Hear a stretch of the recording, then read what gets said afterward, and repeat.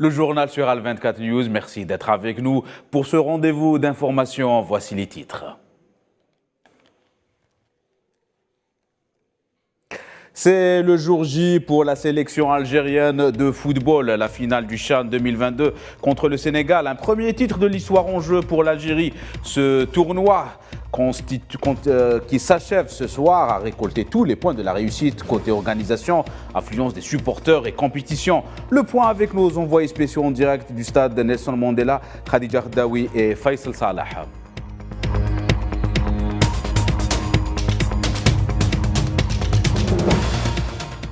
Actualité continentale, le président du Parlement panafricain, Fortuné Charoumbira, est reçu par le président du Conseil de la Nation, Salah Goudil.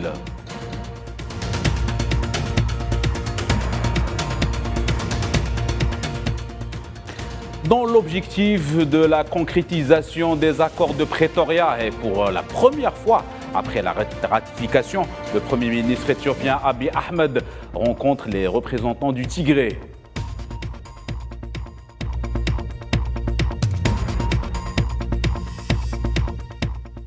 Sur fond de désaccord avec Pékin sur l'affaire des fameux ballons espions, le secrétaire d'État américain Anthony Blinken reporte sa visite en Chine.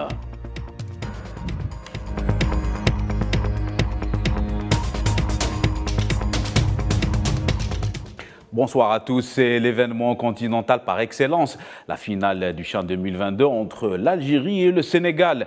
Une occasion pour les coéquipiers de Mahious de tenter de décrocher le premier trophée du genre au vert à l'issue d'une finale qui va se jouer au stade Nelson Mandela à 20h30.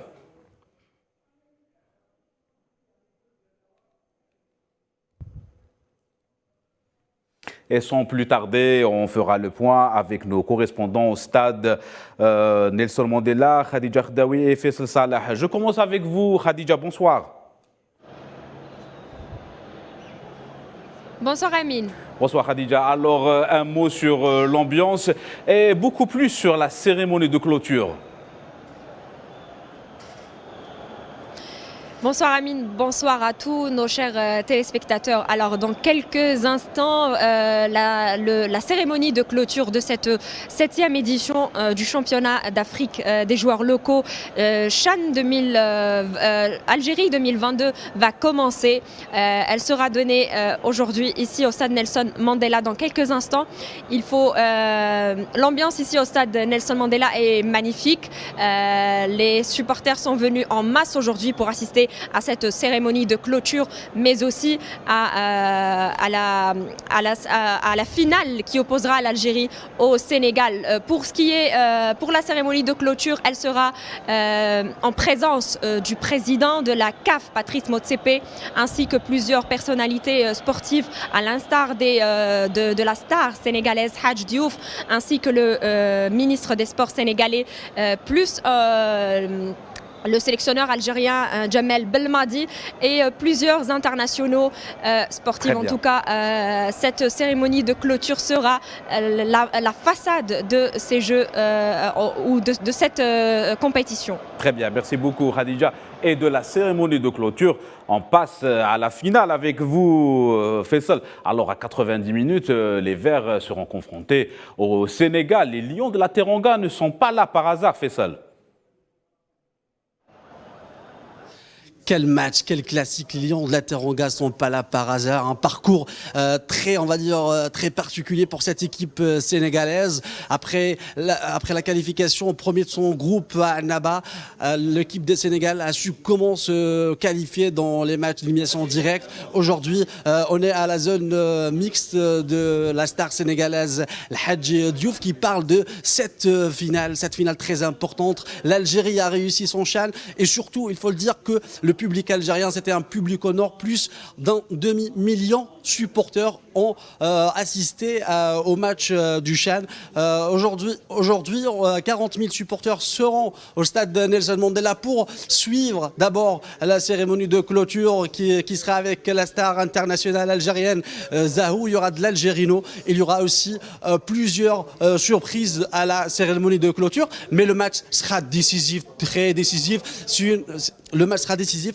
C'est un titre, c'est un trophée en jeu entre deux nations qui se connaissent très bien. On parle du Sénégal et on parle de l'Algérie, le Sénégal de Pape Thiaw et aussi l'Algérie de Majid Bouguerra, deux jeunes entraîneurs qui essayent d'émerger, qui essayent aussi de gagner leur premier titre africain, le premier titre du CHAN. Très bien. Bouguerra a eu l'expérience avec la Coupe arabe. Aujourd'hui, c'est un match décisif. Peut-être qu'on pourra avoir El Hadji Diouf avec nous dans quelques instants. Très bien, une finale qui promet entre l'Algérie et le Sénégal. Je rappelle que ça sera à 20h30. Merci à vous Faisal Salah et merci à vous Khadija Khdaoui. Vous étiez avec nous en direct du stade Nelson Mandela. Et retour sur ce CHAN qui a marqué ses invités et ses hôtes par l'excellence de l'accueil et des préparatifs. Les principales villes algériennes se sont parées de leurs plus beaux atouts pour accueillir les délégations. Les détails avec Iman Merad. Le championnat d'Afrique des Nations de 2022 touche à sa fin. Et de toute évidence, l'Algérie a indéniablement gagné son pari. Une organisation irréprochable, des infrastructures de renommée internationale, un engouement populaire, une exaltation médiatique et pour boucler la boucle, l'équipe de Bouguerra en finale.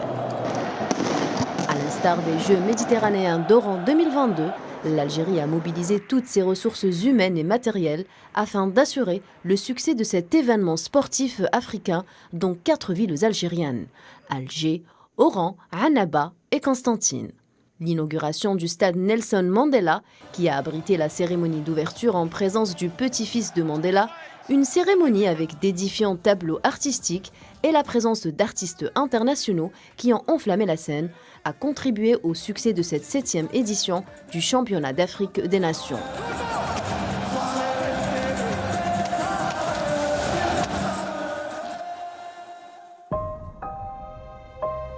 Les invités de l'Algérie ont également répondu présents, séjournant dans des hôtels au standing et appréciant l'accueil chaleureux qui leur a été réservé. À l'issue de cette compétition, CHAN Algérie est qualifiée meilleure édition de tous les temps. Cette édition est sans nul doute la meilleure dans l'histoire du CHAN. En tant que président de la Confédération africaine de football, je suis fier de la Fédération algérienne de football, de son staff, de l'équipe algérienne et du gouvernement algérien qui nous a accueillis chaleureusement. La barre était placée haut et l'Algérie a su relever le défi. L'engouement populaire pour ce championnat d'Afrique des Nations a également été l'une des plus grandes réussites de ce rendez-vous sportif.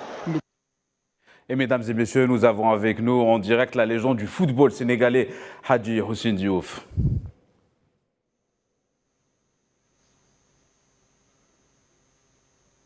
Locaux de pouvoir demain avoir un contrat ailleurs et pourquoi pas demain nous faire vibrer en jouant des Champions League européennes ou une Coupe du Monde ou une Coupe d'Afrique. Le public algérien, en seul mot. Le public algérien, merci pour l'accueil. C'est toujours un plaisir d'être ici. Et comme j'ai l'habitude de dire, 1, 2, 3, viva Algéria. C'est le moment de la cérémonie. Voilà, c'était donc la déclaration de la légende du football sénégalais, Hadji Diouf.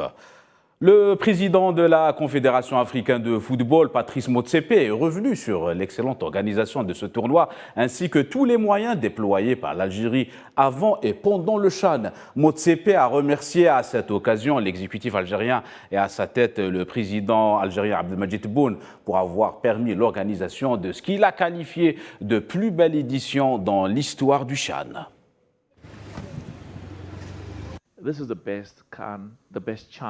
Cette édition est sans nul doute la meilleure dans l'histoire du CHAN. En tant que président de la Confédération africaine de football, je suis fier de la Fédération algérienne de football, de son staff, de l'équipe algérienne et du gouvernement algérien qui nous a accueillis chaleureusement. La barre était placée haut et l'Algérie a su relever le défi. Et le président de la Confédération africaine de football, Patrice Motsepe, est revenu sur la non-participation de la sélection marocaine au tournoi du CHAN 2022. Quand je suis arrivé en Algérie, il y avait une enquête sur le refus de participation du Maroc au CHAN. Mais l'on m'a informé que les Marocains étaient les bienvenus et qu'ils étaient déjà arrivés via un vol indirect. Sur ce, c'est au Maroc de respecter les lois du pays, de l'État algérien souverain. Dans le même point presse, Motsepe a évoqué les chances du dossier algérien concernant la candidature à l'organisation de la CAN 2025. En comparaison avec d'autres nations, l'Algérie a montré qu'elle était capable de belles réalisations et elle l'a prouvé.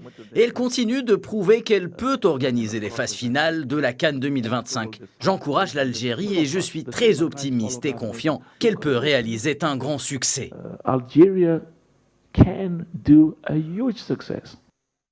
Voilà, mesdames et messieurs, pour ce qui est de CHAN 2022 et de cette finale. On y revient dans nos prochaines éditions. Dans le cadre de son déplacement dans la région, le président du Parlement panafricain, Fortuné Charoumbira, a été reçu par le président du Conseil de la Nation, Saleh Goudjil.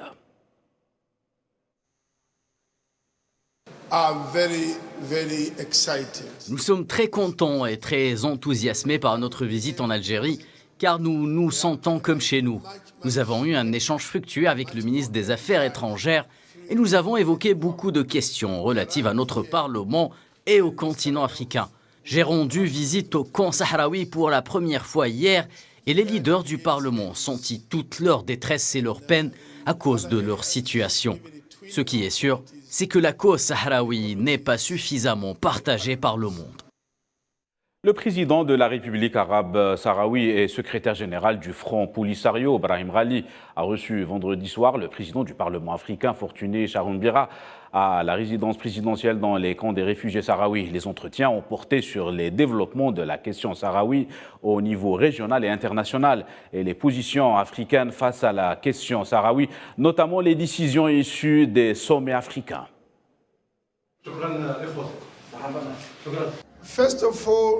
Premièrement, nous sommes très contents de pouvoir dire qu'en tant que leader du Parlement panafricain, nous sommes enfin ici parmi vous.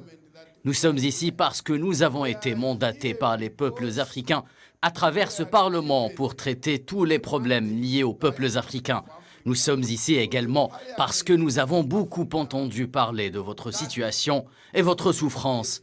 Le Sahara occidental est membre de l'Union africaine, donc nous sommes ici chez notre hôte qui est l'un des membres de l'UA. Dans l'actualité des territoires palestiniens occupés, de nouvelles exactions sionistes sont à déplorer du côté du nord de la Cisjordanie. Un jeune Palestinien du nom de Abdallah Samih Kalaoula a été assassiné par des balles des forces d'occupation sionistes dans la ville au sud de Naplouse. Âgé de 26 ans, le jeune homme est la 36e victime de la barbarie sioniste en Cisjordanie et à Al-Quds Est depuis le début de l'année. Retour à l'actualité continentale au Burkina Faso, le président de la transition, Ibrahim Traoré, a tenu à clarifier la direction prise par son pays sur le plan interne, mais aussi international. Lors d'un entretien à la télévision burkinabé, le capitaine Traoré est revenu sur les liens avec la France, mais aussi sur la question sécuritaire au Burkina Faso. Les détails avec Safouane Ben Sabri. C'est un tournant qui s'opère au Burkina Faso. 4 mois après sa prise de fonction, le président de la transition a tenu à affirmer ses positions lors d'un entretien de plus d'1 heure à la radio-télévision burkinabé. Lutte contre le terrorisme et positionnement sur la scène internationale sont les points phares de la prise de parole du chef de l'État burkinabé, resté avare en déclaration jusque-là. Le capitaine Traoré a tenu à éclaircir la position de son pays, notamment vis-à-vis de la France, suite à la rupture de l'accord militaire entre les deux pays. Il s'agit donc d'un accord de présence militaire. Et nous, comme ils l'ont dit, notre souveraineté, ça dépend de nous. Donc c'est ce que nous réclamons à travers donc, la dénonciation de cet accord. Donc il n'y a pas de rupture de relations diplomatiques ou de haine contre un État particulier. Il s'agit donc pour le nouveau chef d'État du Burkina Faso de rompre avec une tradition d'ingérence, voire de tutelle de la France envers ses ex-colonies, une mesure longtemps réclamée par les Burkinabés. Une rupture qui se limite donc au domaine militaire, forte dans le principe tout en respectant les liens diplomatiques unissant les deux pays. Sur le plan interne, le capitaine Traoré fait face aux grands défis sécuritaires. Pour ce faire, le gouvernement a immobilisé 90 000 hommes, que l'on appelle les volontaires de la défense, ayant pour mission d'assurer la sécurité des Burkinabés par des forces burkinabées. Direction l'est du continent, après 2 ans de conflit acharné entre TPLF et les forces de l'armée fédérale, Addis Abeba renoue avec la paix et la réconciliation, et peut-être même la réconciliation. Dans ce registre, le Premier ministre éthiopien Abiy Ahmed a rencontré des représentants du Tigré dans le cadre des accords de Pretoria. Les détails avec Tinin Al-Makassi. Un important pas a été franchi en Éthiopie vendredi pour la première fois depuis la signature des accords de paix à Pretoria en novembre dernier, soit 2 ans ferme après le déclenchement de la rébellion du Front de libération du Tigré contre les réformes du Premier ministre Ahmed Abiy. Des réformes censées lancer les premiers jalons de l'État-nation, loin de l'ethnicisme adopté par le pays depuis la chute de Mengistu Haile Mariam et l'arrivée au pouvoir du Tigréen Meles Zenawi, fortement soutenu par la communauté internationale. Pour la première fois donc depuis la signature d'un accord de paix, le Premier ministre éthiopien et les ex-rebelles du Tigré se rencontrent. Une réunion dans le cadre de la mise en œuvre de l'accord de paix entre les deux parties, avec pour objectif discuter des questions qui nécessitent une plus grande attention.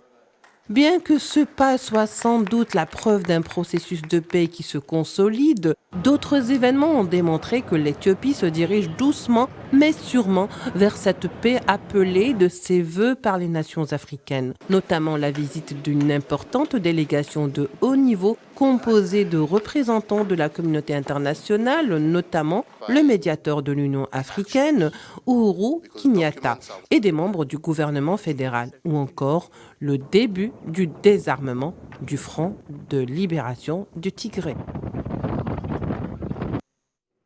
Le secrétaire d'État américain Anthony Blinken a annoncé le report de sa visite à Pékin à la suite de nouvelles turbulences entre Washington et Pékin. Et cette fois-ci, c'est à cause d'un présumé ballon espion chinois survolant l'espace américain et canadien. Le Pentagone a annoncé vendredi avoir suivi l'objet durant plusieurs jours. Il affirme aujourd'hui avoir détecté un deuxième ballon également attribué à la Chine.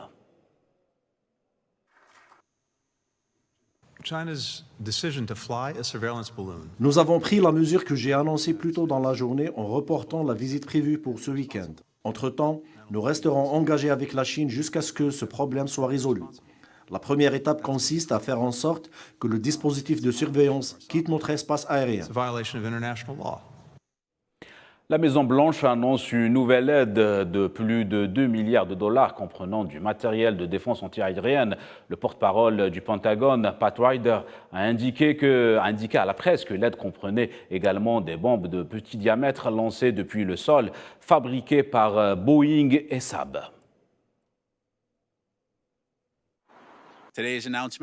L'annonce d'aujourd'hui comprend du matériel de défense anti-aérienne pour aider l'Ukraine à défendre son peuple, ainsi que des véhicules blindés, d'infanterie et d'autres équipements que l'Ukraine utilise si efficacement. Des missiles anti-chars Javelin, de l'artillerie, des munitions et des roquettes conventionnelles et de longue portée pour les HIMARS fournis par les États-Unis. C'est la fin de cette édition. L'actualité continue sur Al 24 News. Merci de nous avoir suivis.